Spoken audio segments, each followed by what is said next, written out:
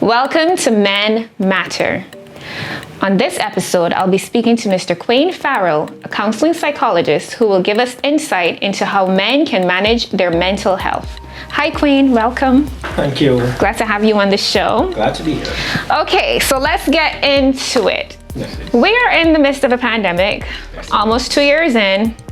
Everyone's having a rough time. Yes. Today, I just want to touch on generally how everyone can manage their mental health, but then we're going to get really specific about men, how they can manage their mental health, because men will have a little more unique take on it because they're expected to be strong all the time. Yes. So we're gonna address that. So give me a bit about your background and then we'll get into that. Okay, my background, I've been working at the Substance Abuse Foundation for the last 12 and a half years as a addictions counselor. I also have a master's degree in counseling psychology. And I've recently started up doing some private practice work as well. So over the past 12 years, I've been dealing with persons in addiction in residential treatment. And in the last few years, I've been coordinating the continuing care portion of our program. Okay. And also the court assessments. Okay. Could you explain for us a bit about how the court assessments work? Typically, some of our clients are referred through the court system. So we would have to go down to the court and do an assessment, an intake assessment, to determine if they are a viable candidate for our program. Okay. So we would go down to the court, do the assessment. We have assessment tools that we would utilize. If we find that they're suitable for our program, then we would inform the magistrate and the prosecutor, and then we would make the recommendation for them to be referred to our program or come into our program, and the magistrate will then either put that as part of their conditions for either bail or bond. Some persons would plead guilty and then have that as part of their sentence. Right. Okay. Could you tell us a bit about what the program entails if they are accepted into this program? Right. So the program is a residential program. There are three stages basically. There's a primary stage, which is 3 months in length, and is focused on persons getting education about their addiction, looking at the underlying causes of their addiction, and starting the process of integrating their family into getting their support or any support systems that they have. The second stage is 6 months in length, and that more is focused on reintegration into the society, helping them find employment, find housing, reintegrating them with their family. So we have a family program as well. That's part of our holistic approach to treatment. The third stage is the one that I would be coordinating, which is the continuing care. So after they leave the residential portion of the program, then they go back out into society and they still have us as support. So they still access groups, they still access individual care. Just before we started the interview, I would have been talking to one of the clients who was having an issue. Right? So the care continues after they've gone back into work or going back into their home. And that support system, I assume, is very important. Yes, please. That lasts for a year. For a year? Yes. Okay, after treatment. What would you say your success rate is? That is what everyone asks. What is your success rate? Yeah. It's difficult to quantify because what is successful for us isn't always a success for what the client deems as successful. In terms of making changes in person's lifestyle, I believe the last statistics was more than 40% for sure. Okay. But I'm not 100% sure of the statistics. But clients often make changes, whether they completely abstain from substances, whether they continue with our program or other programs, whether they retain jobs, go back into their families. So they have their own idea of what successful rehabilitation is for them. So sometimes it is not using their drug of choice. They may still be using other substances, but they are, for them, less impactful on their daily living. Okay, understandable. And 40% is pretty decent. Yeah. What would you say is the main drug you find most people having issues with? Surprisingly, the ones that would present, especially from court, and present with severe consequences would be cocaine and crack cocaine. However, probably the most prevalent would be alcohol, and we're now seeing marijuana as well as being one of the ones that a lot of people are using. They may not see it as an issue, but it is one that they would be using on a daily basis sometimes. Right. But alcohol, crack cocaine are some of the more popular ones in terms of what brings people into treatment. Mostly. Let's touch on the marijuana bit for a second, because our laws are gradually changing.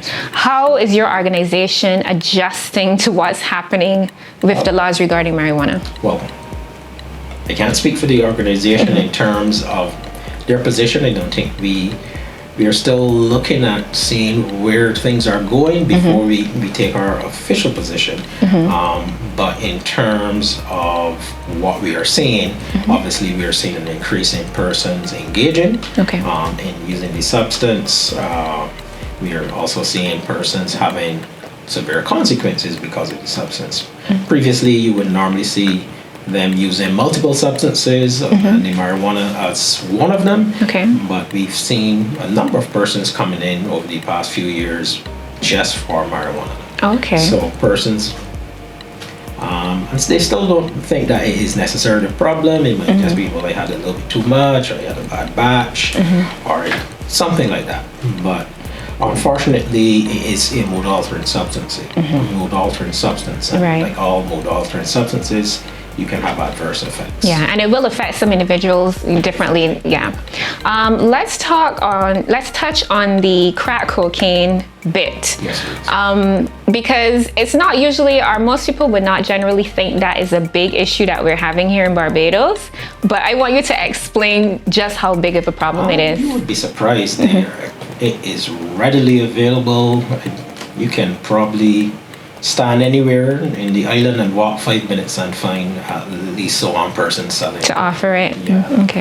So it really is a big problem. I believe our client numbers are at about 1,200, I believe it is. And we've been open for 20 years.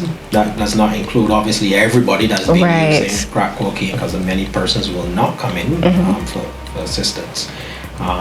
But it's definitely a problem. There are many people, and we are seeing younger and younger persons. I was going to ask that, the age group. When I first got there, typically it would have been late 30s, mid 40s, early 50s. But now we are seeing persons that are, because our age limit starts at 18. And we are seeing persons are coming in just after their 18th birthday, because they have an issue with crack cocaine. And it's cheap, it's readily available. Persons are struggling and they use it as a coping mechanism, unfortunately. So it really has become an issue, and it is very prevalent throughout the island. I'm sure there are probably just as many what you guys would call dope holes as there are rum shops now.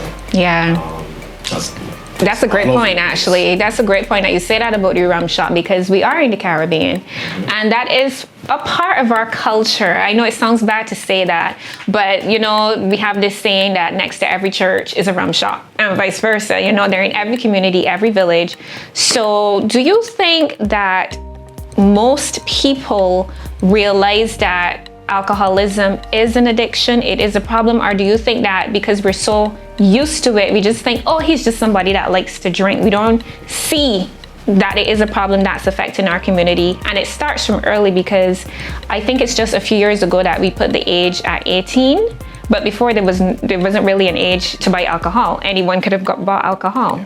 So do you think that we're really recognizing the problem with it and its accessibility? I really don't think we are, or we take it as serious.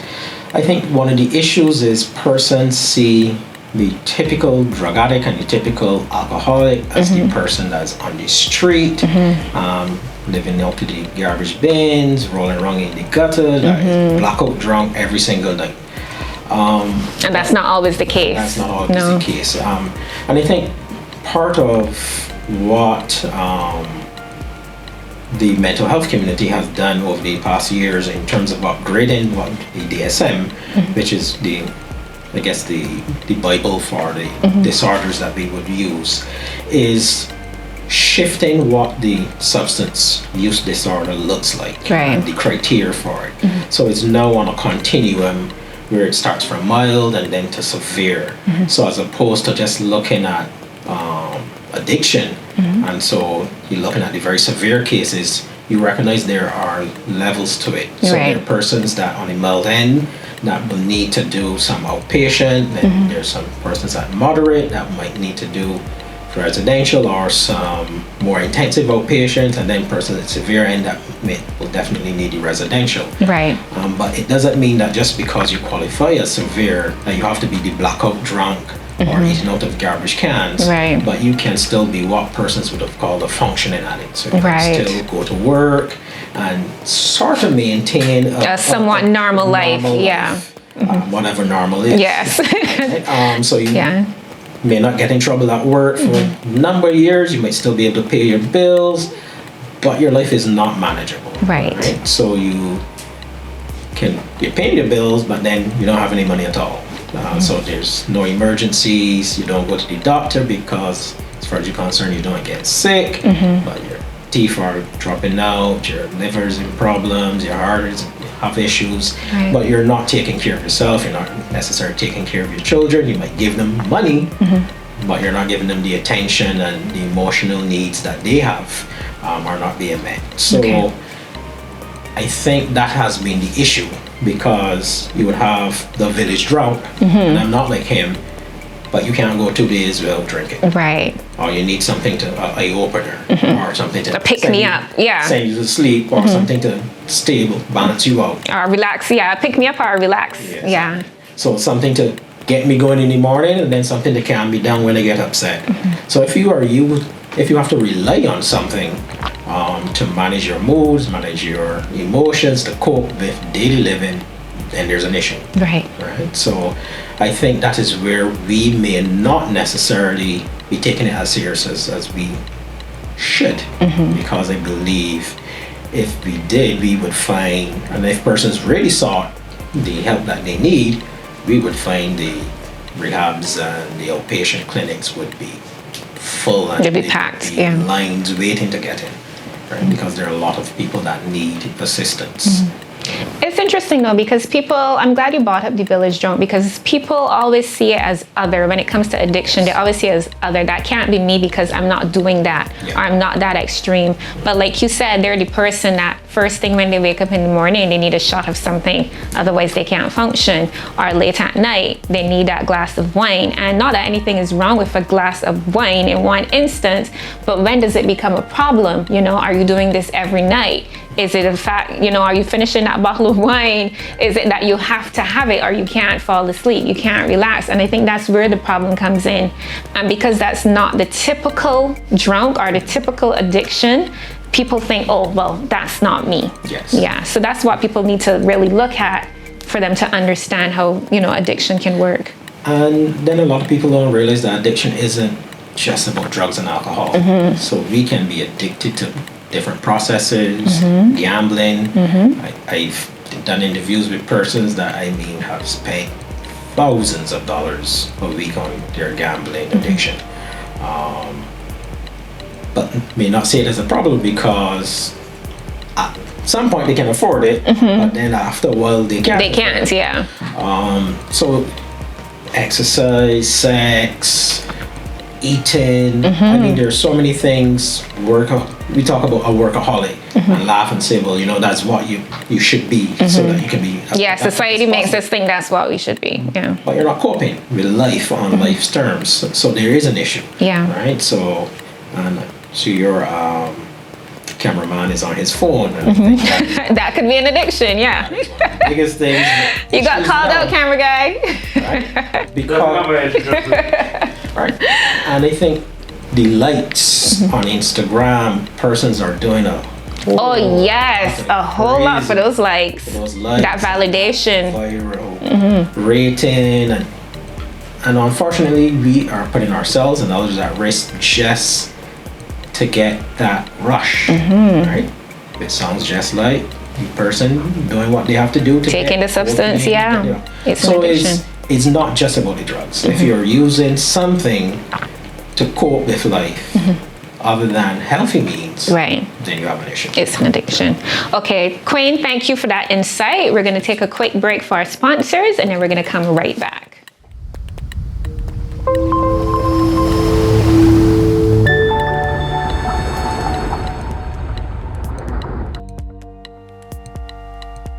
Welcome back to Men Matter. I'm here chatting with Queen Farell, and we're going to talk a bit about how people may be using substances to help manage what is happening with the pandemic and self-medicating to help their mental health status. So have you seen a rise in incidents of people self-medicating using alcohol and drugs, probably sex addiction? Yeah. In terms of statistics, I don't have any statistics. Okay. But we have seen an increase over the past, I guess, say, year or so, with persons asking to come into treatment, referrals from the court. Everything has increased. Right. And if we pay attention to what is going on the social media as well, and then went on in the news, you recognize that when we had the lockdown, there was the uproar of shutting our shops. Shutting the ram shops was an issue, doing the ban on alcohol. People were up in arms. People went and stocked up. Yes, they did. And I think part of that is to cope with the anxiety, to cope with the worry, to cope with the depression, and just to sort of almost like numb what is going on. Which unfortunately can lead to issues later on, because if you numb what are the uncomfortable feelings, unfortunately you also numb the good ones. Exactly. So then you end up with issues and not being able to communicate properly, and also you saw worldwide increase in domestic abuse. Yes, I want to touch on that as well too. And I think part of it is because we have all these distractions. So I had these distractions with work, I had the distractions with television, with sports, with other activities, living with friends, going to the bar. Now you're stuck in the house with your partner, your children. The children are not going to school. Sometimes you're not going to work, or you're working from home. And now people are in your space all day, every day. You wake up, they're there. You go to sleep, they're there. All day long, they're there. And we don't have these other things to distract. Right. So I think sometimes that is where the substances will also come into play, because you don't want to communicate, because every time you do, there's an argument. You're nagging me, why you picking on me, and get to that. Stop confusing me and get to it. It's not like we have anything to do. We ain't got anywhere to go, so when we get to it. So to just drown out the noise, persons may have a drink or smoke something. I know a lot of persons don't necessarily see it as an issue, but in terms of cigarettes, that is going to damage your health. Yes, and definitely. The health of persons surrounding you and in the household. I never recognized how bad secondhand smoke. It's terrible. Yeah. When I was working at a establishment before they had the ban on public smoking in public spaces. Right. And I went home and my mother was like, "You started smoking?" I was like, "No."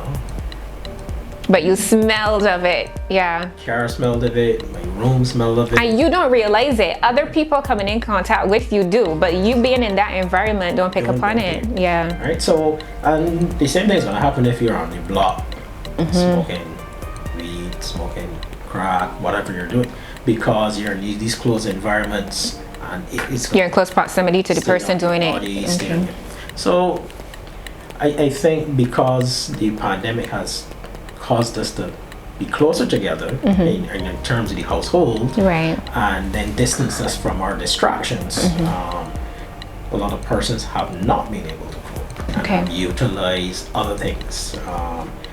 I'm sure Netflix didn't mind, and these are streaming services because they made a lot of money. Yeah, that became the new distraction. Can't go home, so I'm going to watch Netflix. I'm going to use the Disney Plus, HBO, and all the different platforms. Yeah.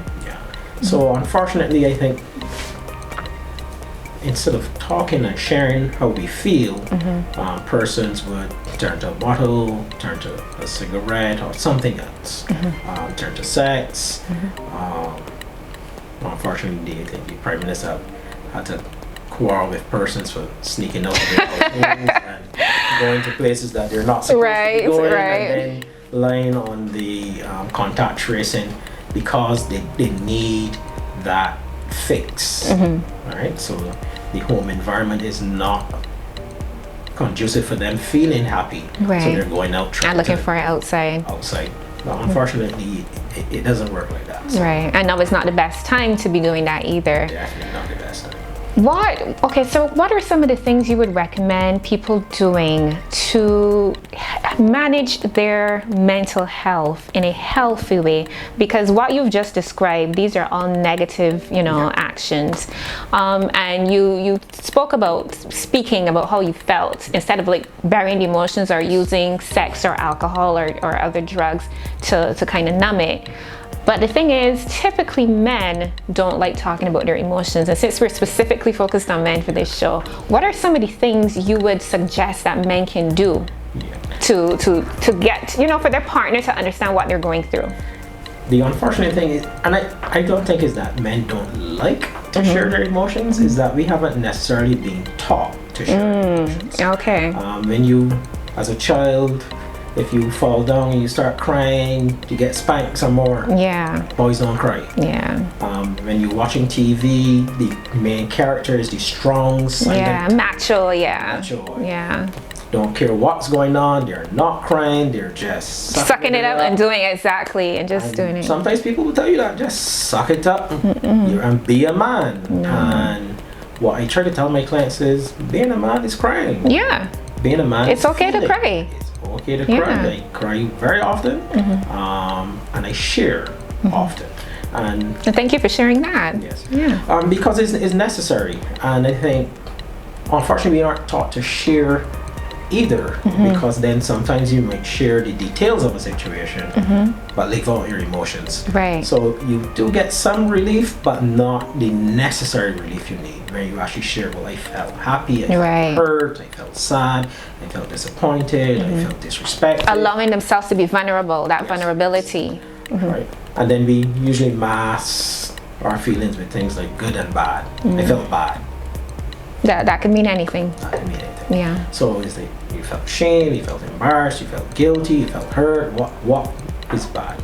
So it's about learning, and I think we need to start in from the primary schools, is teaching our children how to share their emotions, and that is nothing wrong with sharing them. Right.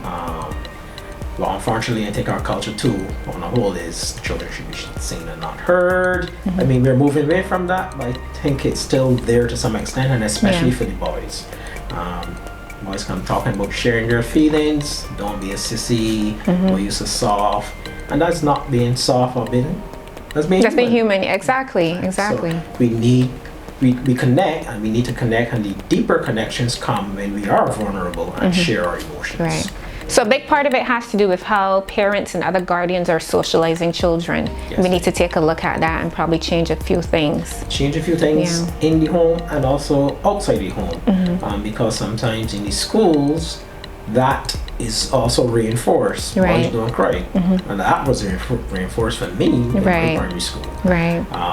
Falling down. I didn't even know we had a nurse at the primary school. Wow. I started working at the rehab and was talking to one of the clients that was a few years older than me, and we had a There's a nurse? See? Yeah. So you sure? And that's a resource that could have been available that you had no idea about. No, because I fell down, got a cut, and was crying to the teacher, and the teacher, go and sit down. Something. Not go and sit down. Oh, you got lashes? Got lashes. Boys don't cry. While going the corner. That is a recipe for toxic masculinity. Like, no. That's why we have so many men afraid to emote, afraid to share. But with that being said, what are, on the flip side, what are some of the things people can do, women, wives, spouses, others, what can they do to have a safe space, to ensure a safe space for men to allow themselves to be vulnerable? Well, a safe space would look like not condemning you for your feelings. And I think sometimes, or attacking you for your feelings, because sometimes if a man does share, sometimes, well, I felt hurt when you did X, Y, Z. Right. Sometimes the person takes it as a direct They take attack it personally, on them, and then they get defensive. And then they lash back, and then the man will say, well, you see, this is why you don't share anything. Exactly. And then go back to the strong silent type, Yeah. which is actually not very strong. And then use other substances and other devices to cope. So giving them the opportunity to share without judgment, without attack, without getting defensive yourself, and that's going to take some time for both persons to do. For both the men to feel safe enough to share, and the more often it happens, the more it will reinforce, and the more, hopefully, the better it will get. Also, I think in other spaces, other environments, because I think men will help men a lot in this. Give men also the space to share their feelings. Because a lot of times we would shut down other men. Oh, I don't want to hear that. I'm feeling soft. Yeah. What you? What feelings you talking about? Yeah, that type of thing, yeah. The Drake matter thing. But I think if we, because I think we will often feel safer sharing with other men, and if we give each other permission to share real feelings, then it will help, and then we can also go do that at home as well. Yes, I'm glad you spoke on that, men supporting men, because I found, and this is just my experience, I don't speak for every woman, I found that a man may be going through something, and if he does feel comfortable enough going to one of his male friends and telling them about it, instead of talking it through, which is what women usually lean towards, the guy will be like, oh, let's go and party, let's go and drink. Again, it's that burying, that distraction, So what would you advise other men to do to be supportive of their male friends when they're having issues and they come to them? What would be best course of action? To be a good listener. And there are tons of stuff on the net. So there's tons of stuff you can just Google how to share, how to listen, how to communicate, because communication is a two-way street. So when you share, I listen. When I share, you listen, we give each other feedback, and then that actually deepens the connection between us. And having a safe space where it's not a judgment, you're not laughing, you get horned, making a joke out of it, but you actually say, well, so how you feel about that? And a lot of people will mistakenly share thoughts rather than feelings, and that's okay for now. But learning how to really identify feelings, how you really feel. Journaling is a good way to do that, where you can have your own diary and your own journal, and you write it, and it's just between you and God. Exactly. Right? Meditation, prayer, you have your conversations with you and God, so that you get that practice, and then you extend that to your other brothers and friends, right? And it's going to be difficult because not everyone is in an emotional space to receive that, or that's true too. Mature enough to engage in such conversations, but you will know who you need to. And if you need to seek out professional help, seek it out. There's nothing wrong with it, and unfortunately we still have this stigma that once you go in to see a therapist or a counselor, then you're weak, or you're soft, or you're crazy, and it's not necessary. So that's not the case. You need some help coping, and especially right now in these times, because the anxiety and depression that persons are experiencing and are hiding, to try to appear strong is really rampant. It's becoming detrimental, I think, to society, because everyone is going through it. Everyone is having a tough time, whether they admit it or not. It is affecting everyone in some way. You've had people lose people, you've had people lose jobs, lose income, relationships have ended, a lot of different things, you know? And it really is to find healthy ways to cope with this. And I hope, because I don't have the statistics, but I hope because of this pandemic that at least one good thing coming out of it is that it's normalized to seek professional help. There's no shame in it, you know, because just like how we go to the doctor when our body's not feeling well, just like we go to the dentist, you know, when we have a toothache, the same way when our mental is not right, we should not hesitate to reach out to a professional. And I'm looking forward to the day that, you know, that is like second nature to people. They don't have to think twice about it. So hopefully we're on our way there. Yeah, hopefully. Yeah. Unfortunately, with men as well, we usually take very long to go to the doctor. Usually someone has to, like, you know, encourage you to go, And I think we should all encourage each other to do that. Because also, especially for men, because with the loss of jobs, that is a loss of identity as well. Yeah. Because as the man, you're the breadwinner. Yeah. A lot of people tie their identity into that, their career. Work. Yeah. So then when that is gone, who am I? Who am I? What gun am I? How can I be a real man, a real father, a real partner? And they can't provide, if I have to depend on my girlfriend or my wife, and then they start seeing themselves more as a burden. Right. And then they use substances or something else as a coping mechanism, as opposed to talking and sharing about what's really going on. Right. And you're finding that often. When I talk and checking on a lot of my friends, how you doing? Not so good. If I talk to 10 people and they hear I'm good twice, that is it's a lot. Yeah. Because everyone is struggling. Everyone. But we still need to help each other, even if it's just listening for a few minutes. Yeah, that can do a lot of good, and I don't think people realize how much good it can do just being a comforting listening ear, because sometimes people just need to vent. People just need to get it out, you know. Speaking of helping, tell us some of the resources available within your organization, within the island and within the region that you're aware of that people can use to help them manage their mental health. Yes, so there is my organization. We do residential treatment, obviously, for addictions, but we also do outpatient treatment. And just say the name again of the organization. Substance Abuse Foundation. Ferdinand House is the male facility, right. and Marina House is the female facility. Right. I know this is Men Matters, but you really want to go for it. Yeah. Female facility. Because a lot of women don't actually seek treatment because, unfortunately, they are the caregivers for the children. Typically, men can go off the treatment and they can leave children with mothers and their partners and stuff. But the women often don't think that they can. But we have lots of options for treatment for women. Outpatient, residential, and we will work with you. And that's the same thing for the men as well. We also do outpatient for mental health issues as well. Then you have various outpatient entities and organizations outside. One is CASA. They do outpatient not only for substance use, but I know they also do for general mental health. You also have the psychiatric hospital. They do outpatient treatment both for addictions and for mental health issues. I know the hospital has the C4 ward if persons are struggling. So there are options. And then there's the telemarketing, the online options. Virtually. Virtual care is I think that is probably one of the good things that come out. It's been booming since the pandemic. This pandemic, and it is a viable option.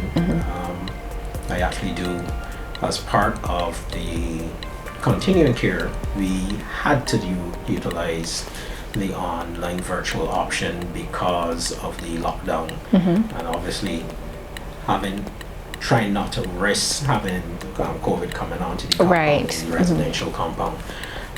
But we've utilized it for individual sessions, group sessions. Persons would also, I know there are tons of online therapy options. that can be utilized. I've actually started doing that as well with my private practice. Okay. So it is very, very, very useful. So I know persons don't like going to a building because of the stigma of being seen at this place, yeah. At the psychologist or psychiatrist or the psychiatric hospital, but it does not mean that you are crazy or whatever the case. Yes, we don't use that word around here, crazy. No. Everyone has struggles and need help. Exactly, and it's human to do so. And it is human to do so. So there are tons of options. I know there's also one, I'm trying to remember. Yeah, you can take a look at your notes. Yeah, that's fine. UTELMed. Oh, okay. EUTELMED. They were partnering with, I think, the UN Oh, okay. to do the online therapy for the region, to give persons access to the region as well. So there are many options. Okay. So my advice to persons is just pick up the phone and call. If you call and it's not a fit for you, they will refer you to someone. There are lots of psychologists and psychiatrists and counselors and counseling organizations in the phone book and online that you can access. So please do so. Okay. Right. And then the men's groups, I know tell us about that. We'll put a damper on that in terms of the social distancing and then the numbers. But there are a number of men's group, church groups, dance groups, that social interaction. And if we can incorporate making it easier for persons to men especially to share with each other on a deeper level, not just playing the dominoes or drinking drinks, but actually sharing and being vulnerable around each other. If we can start that, you would recognize how much better we would be as a community. And you know, a lot of the community groups, there is the Boy Scouts, all of these community groups can help you with connecting and finding healthier options. Right. And you know, you asked what are some of the things you can do. Journaling is one. Talking with your friends and families on a deeper level, not just the details. Doing things like yoga, exercising, eating healthy, getting enough sleep, drinking more water. I love journaling. Yes. Right? And one thing I would really recommend is doing a gratitude list. And there are a million apps in the Google and in the Apple stores that you can find, that you can find to help you with your gratitude list. Or sometimes good old-fashioned pen and paper. Yeah. We're talking to the younger. Well, our viewers are going to be all ages, so we different people are going to be attracted to different things. Because I really would like to especially target the younger males who may not see it as necessary to share their feelings. Because they're trying, that age where they want to be tough and macho and attract the females because that is what they're saying on the videos and the movies. But to be honest, I'm sure you would say that you would prefer someone that as a woman, I'm telling you, there's nothing wrong with being macho, but speaking for myself, I love it when a man feels that he can communicate freely. Exactly. I appreciate that because then I feel that he's open, he trusts me enough to be vulnerable, and I appreciate that, and I'm gentle with it. I don't abuse it. Right. So yes, be strong, but also be soft. You can be both. And that term soft, it has a negative connotation, but I don't mean it in a negative way. No, and I understand you don't mean it. Yeah. But they hear that and they instantly think, I ain't gonna be soft. But be vulnerable. You can be strong and be vulnerable. Yes. Because it's necessary. Yes. That's the only way you're gonna truly connect with yourself and with other people. Right? And if I don't know me, how am I gonna be able to tell you about me? Exactly. And then our connection, we're not going to be as close as we possibly can, and then that's going to have its own issues. There's only so much pretending you can do. You got to stop at some point. Yeah. So there are many options in terms of trying to relieve your anxiety. Relaxation techniques, the deep breathing, diaphragmatic breathing, I find works for me very, very well. Okay. I had to do some before we came inside here. Okay. This is a safe space. No, it's the cameras and the microphone. Okay. It can be overwhelming sometimes. Right, so I had to do that to calm down, and then would have received a call just before. So was helping the client go through that as well. Right. So that increases your oxygen level in your bloodstream and in your brain, and which will then naturally calm you. So even just doing that on its own, when you add it to some meditation, when you add probably some affirmations to that, then it can become even more and more powerful tool in terms of relaxing and bringing your stress and anxiety down. So.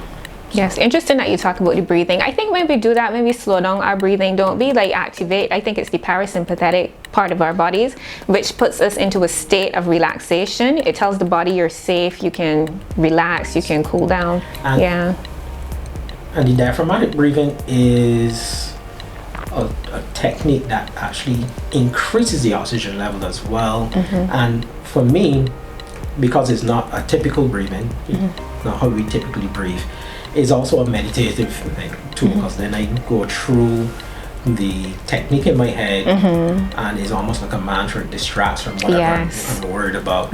So the breathing itself is helpful, and then the mantra of the technique mentally brings me down as well. So there's so many tools. It's true. So online can be a distraction in terms of the jokes and the videos and stuff like that, but you can also utilize it.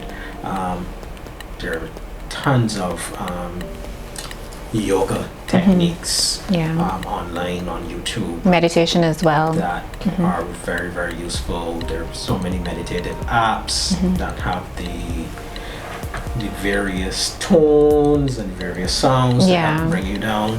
And if you're home, because of the lockdown or the pauses, or because you are working from home, take a break. And I find I fall into this trap. Is that sometimes when I do work from home, I do even more work than if I was actually at the office. Don't find time to eat. Take your break just like you would at work. Take your lunch break. Take your 5-minute, 15-minute routines. Routines are very important. Very important. So getting up, brushing your teeth, doing meditation, making sure you do some exercise, and get grounded and settled for the day. I find sometimes when you're working from home, you just get up. You just go. It's almost like you're overcompensating. Right. But once again, sometimes you're trying to get those distractions because the kids are also home. Everybody's home and in your space. Home and she wants to wash, but you still need a routine and you still need balance. Yes, agreed. Yes. Consistency, structure, and routines are very important. Very important. Okay, so to close out, I just want you to share some numbers and emails for our listeners, our viewers who want to get in touch with you or any of these organizations you would have mentioned. And we'll also put them up on the screen at the end. Okay. So the Substance Abuse Foundation, we have a website, and you can also, I think it's the SAFinc.com. Double check that.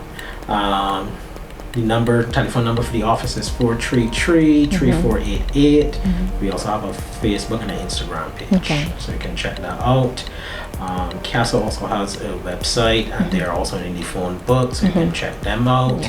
The psychiatric hospital would also be in the phone book. You can always call the assessment unit and make an appointment with them.